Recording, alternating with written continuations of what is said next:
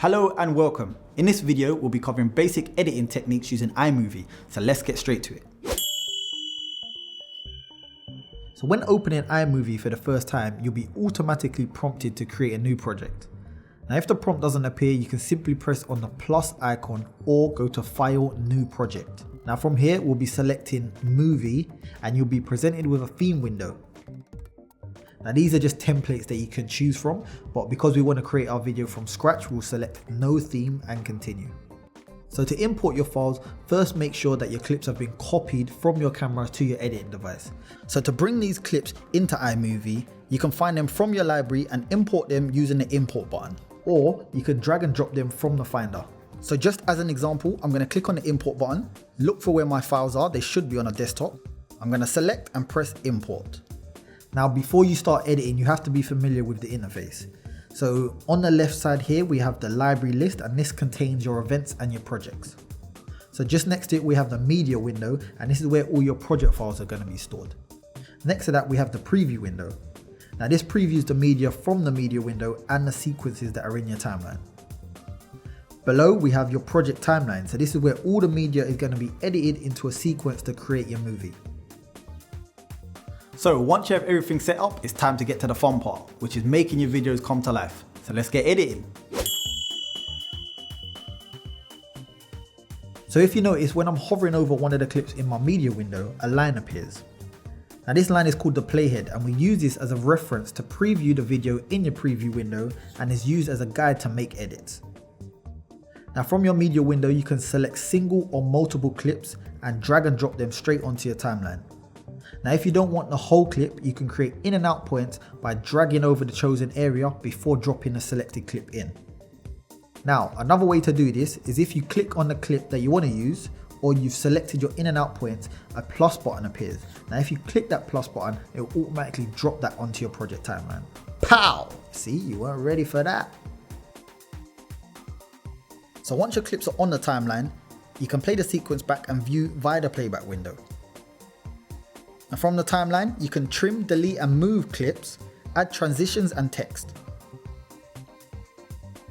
To split a clip, move the playhead to where you want to split the clip. Right click and select split clip. You can then make adjustments which will only affect the new clip that you've created.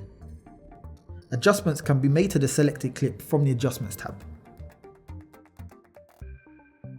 Cropping is a useful tool to add more variation to your video.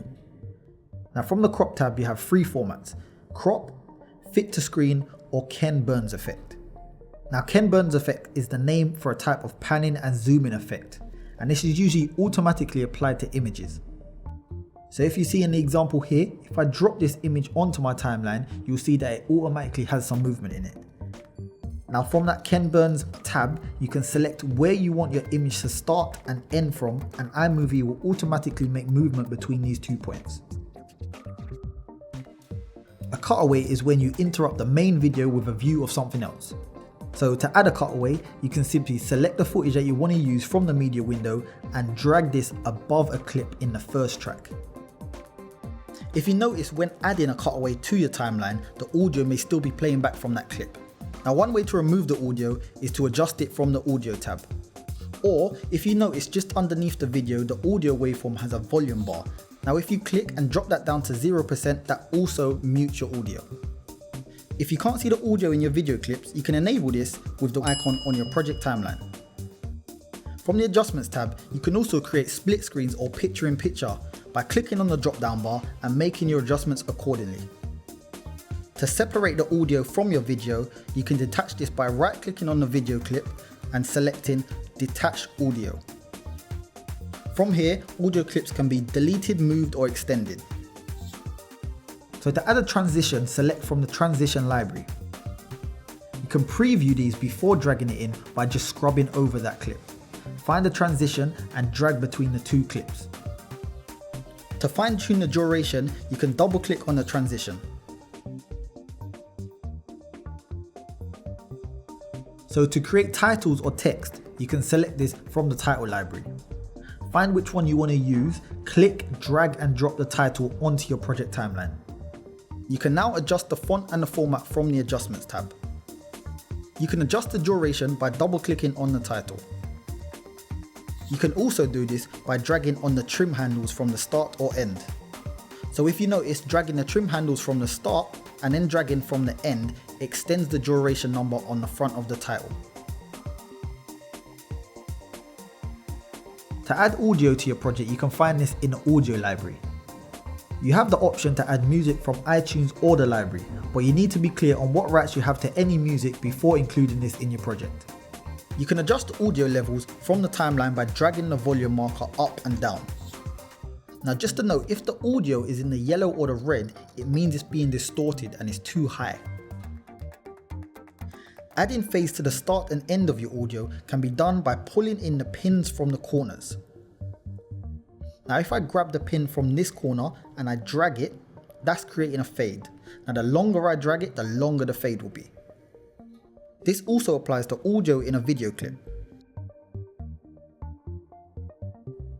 Now once you're happy with your movie, you're ready to export it. Now this can be done by pressing the share button or go into File, Share. Now from here, we can rename our project and select where we want to export it to. It may be useful before importing that you review your clips and label each so you know what the clip contains. Now marking your favorites also helps when selecting clips that may contain the same images. You can do this in iMovie by pressing F on a clip. Clicking on a clip and selecting the speedo icon allows you to control the speed. Now you can create slow motion video using clips that are 50 frames per second or higher. You can record a voiceover directly to your project, but it's suggested to do so in a quiet environment and using an external microphone where possible. Move the playhead to where you want to start the voiceover, click on the microphone icon and you'll be presented with a levels meter to make sure you're picking up a good level of sound. When you're ready, hit record, and once stopped it will be automatically added to your timeline. So that's it. So now there's no excuse for you not to be able to edit your own videos. So get out there and start creating. Stay tuned for more from us at the Ascential video team, but for now, thanks for watching.